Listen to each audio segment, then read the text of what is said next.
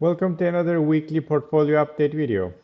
This is week 17 of my 1 year journey for 100K profit goal. This week's total profit was $2,800 and estimated monthly total is around 7,800, and in the goal I came to the 57,000 levels. It's going very good so far. I'm ahead of my goal. There are more 8 months, but I'm already past the half. So if you want to follow my journey and see the results, consider subscribing to my channel. I'm sharing weekly update videos transparently. Just remember, it's not a financial advice. I'm just documenting my journey. And being said that, let's check last week's trades. It was a quite week, I would say. So this week's video will be shorter, I hope. I closed only 6 trades and I didn't see much good opportunities actually. Mostly my watch list was trading high RSIs and in the middle of Bollinger Bands, and I also wanting how the market will react actually to the Fed meeting in the Wednesday. After the meeting, there were some sell-offs, but still they weren't matching completely with my criteria that I'm following. But this week, probably there will be more opportunities.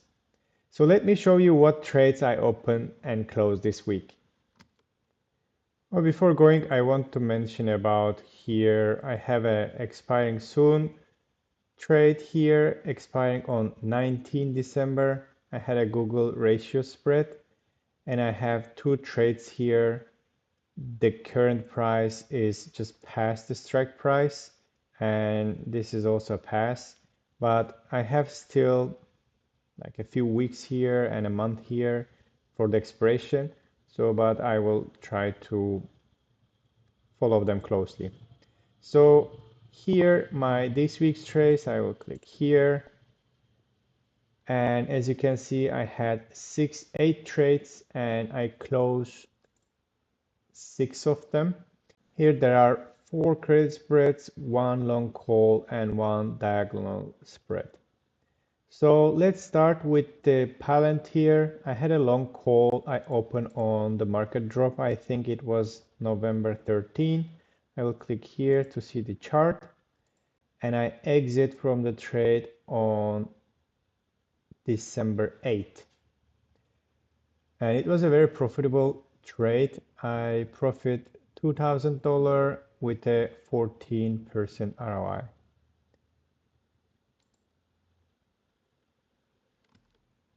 Here the chart. So I entered to the trade on 13. I think it was here. Yeah. On this day, I saw it went to the 4D levels RSI and it went down on the stochastic again around 30s, and it was touching to the 100-day moving average. So I enter a long call with an expiration in February, which is like 3 months and more in the future. And after that, it went little down, but soon it is recovered. I think I exit on 8 December. It was right around here on this up. I exit. I had some more time on this one for my expiration, but it went all the way to 95 stochastic indicator. After that, I kind of think it can go down. So it was making a really nice profit. So I just want to exit here and see how after the Fed meeting, how the things will go. And after December, if it goes down, I might open another long call. I really like Palantir long calls like Nvidia and Amazon. So I had multiple of them in the past. So, but this was a really profitable trade. Other than that, I had credit spreads. Most of them were open around mid-November when there was a big drop in the market. For example, let's see. Microsoft here, and I have also Visa and Nvidia. So for Microsoft, I entered trade on 10th November and exit 9. Most of them I exit, I think, in the same day. There was a big jump in the market. So for Microsoft, I entered trade around here in this drop, I think. Yeah, on 10th of November here. It was going out from the Bollinger Band, and stochastic was around here, 8 levels, and the RSI was here or around 40. So I exit from it on this up movement here when it's touched to the 25 days moving average. And the profit was around like 5% ROI, $200. My entry price was 108 and exit was 0.54. It is like 50% profit taker automatically. My broker exit from the trade. And Nvidia was similar on 17. There was, I think, a nice drop. 17 should be somewhere here. Yeah, 17 on this one. It was going to touch to the 100-day moving average and was going down on the stochastic, and the RSI was around 40. So I entered trade here and I exit around again like 8 or 9 on that big movement. And again, it was like 50% profit taker. My entry price was $1 and my exit price was 0.5, and I had 3 contracts, and my strike price was 165 to 160, which is around here, 165 and 160. I choose from the support level here. And same for Visa. Open the trade on 21st and exit 11th December. 21st should be around here. Yeah, it went down on most of the indicators, down from 40 RSI level, and I entered the trade here and I exit, I think, on this jump. Oh, I think 12. Yeah, I exit right at this point. And it was profit around like 9% ROI and $140 profit. So other than these 3 credit spreads I opened in the past when the market went down, I had opened this one on 2nd of December, but this time it was a call credit spread instead of put credit spread.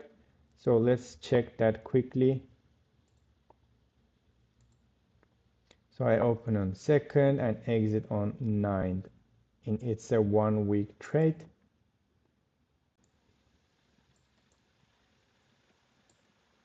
Yeah, 2nd was right here. I saw it went all the way here to over 60 RSI. As you can see, like 60 RSI in Domino's Pizza is kind of a great support level. Whenever it touched to 60 RSI, it went down. Also, it was on that day, it was over 80 stochastic. So I enter here with $2.12 one contract. So my max profit was like $212, and I exit when it is 50% profit automatically. In this trade, I really want to highlight the importance of the 50% profit taker. So here on this day, 9th of December, I think I exit. Yeah, 9th of December, I exit from the trade. So there was a big drop for a moment and it came back. It is bounced back on the same day, on that day. And the next days, it went all the way to the up. So it was just my early 1-week trade. So I have still 35 days to my expiration. if I didn't have this 50% automatic profit taker, probably right now I was in a huge loss. Yeah, still I have time, it can go down, but really this automatic 50% profit taker saved me here and get me a profit is over $100 and 10% ROI, which is crazy in just 1 week. I really recommend 50% profit taker, especially for credit spreads. It gives you a plan, a strict exit point, like taking a stress from your shoulder. So I really like using that profit taker, and that 50% is a really nice sweet spot for me. So one last close trade of the week was a diagonal spread in Uber. I opened this trade on 24 November. Here the Uber and 24 should be around here. Yeah, on this drop here, again, the RSI went below even 30 and it went to here like around 10 level stochastics, and I entered the trade here. In this trade, I was thinking to open actually a long call or leaps because I really like Uber stock in general. I like the fundamental of the stock and the whole financial reports of them. But the uncertainty in the market, the Fed meeting, I was kind of little scared. So I didn't open directly a long call with a high amount of like a debit and or leaps. Instead, I create this diagonal spread. So what is diagonal spread is actually you are buying a call in the future, like 3, 4 months, or you can make even like 1 year, and you're opening a sell call option to hedge the trade. So if the stock keeps going down, your call option will bring you some profit, and you can close that call option with some profit and open a new one. It's kind of poor man's covered call, but in a shorter term.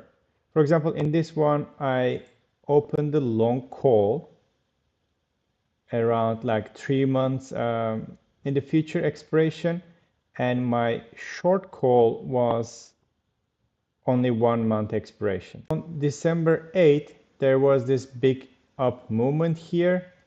Again, I saw the stochastic around 90. I expect there will be a down movement after this one, which that happened actually. So even though my call option, my short call option was losing money, my long call option was compensating it, and it's actually bring me $200 profit, which the ROI was crazy 30%, because in this spread my maximum loss was $600. So I purchased the long call for $800, and I get from the sell of this short call around like $169. So my maximum loss in this trade was 650. So with 650 collateral, I got $200, which is that make it return of my capital was around 30%. I really like this diagonal spreads. In the future, I will try more. I think I opened one. Let me see, let me go my trade journal. I will see my diagonal spreads. Yeah, I have one open right now for Microsoft. Again, I did a very same approach. I bought a long call option with a March expiration and sold a short call option against it. I will see this one how it goes, and I will try out more diagonal spreads in the future. So before closing, let me show you my analytics tab. So right now I have 23 open positions. Like I mentioned, I closed 21 trades this week. I kind of trade every day, I think, in this week. And last week trade was like profit was 5,000 and this week was around 2.8. And my average right now monthly is 11,000 and my weekly profit is 3,000. So this is my profit curve here, really having a nice movement. So I made total 139 trades and I got 3 loss and 136 wins. So lastly, I will mention about my open trades. So I open only 2 trades here, Orly and Airbnb. Let's check the Airbnb. So I entered trade 12 December. It was Friday right here. It was trading for a few days in 90, around 90 stochastic indicator, and it went down. It went up to 60 RSI here. Again, 60 was kind of act as a support level in the past. And I opened the trade with an expiration in 20 February. So I have more than 60 days in this trade. My strike prices is 90 to 85.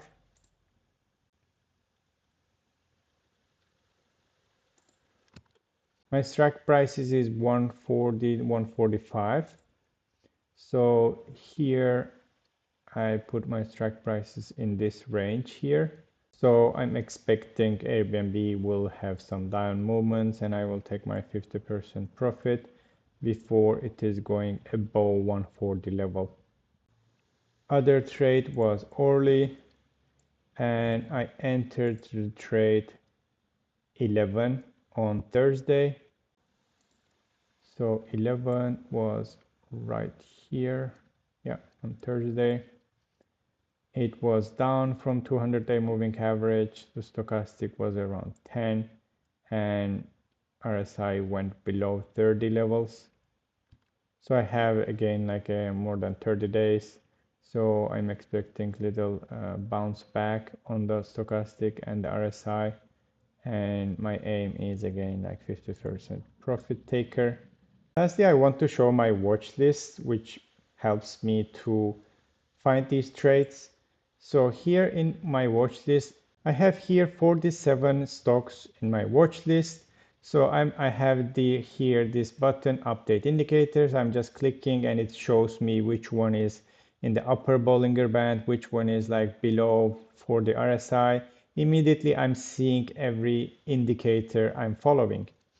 And instead of like going one by one and to see like which one is in the right position, for example, okay, this one is in the middle. So I'm just using this one. And for example, here it shows me also put credit spread and cash secured put opportunities here. There is this formula. If the stock goes below 20 stochastic and below 100-day moving average, and if it's near or touching the lower Bollinger Band, and it is categorizing it as put credit spread option or cash secured put opportunity. So here there are like 3 opportunities. I just opened this one this week. I have already this one, Costco, open in the previous weeks. I'm waiting.